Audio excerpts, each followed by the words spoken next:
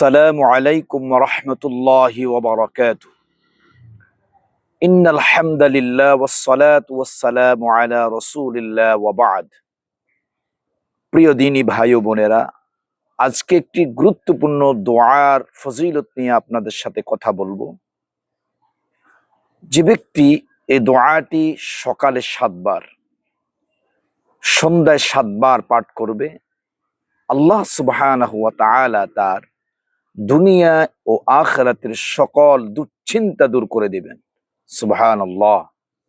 সে দোয়াটি হলো হাসবিয়াল্লাহু লা ইলাহা ইল্লা হুয়া আলাইহি তাওয়াক্কালতু ওয়া হুয়া রাব্বুল আরশিল আযীম।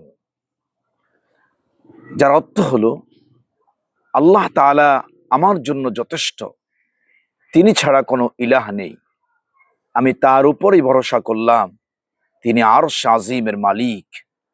প্রিয় দ্বীনী ভাই ও বোনেরা, আসুন দুশ্চিন্তা মুক্ত থাকতে হলে রাসূলুল্লাহ সাল্লাল্লাহু আলাইহি ওয়াসাল্লামের শিখানো তরিকা আমাদেরকে অবলম্বন করতে হবে, অনুকরণ করতে হবে।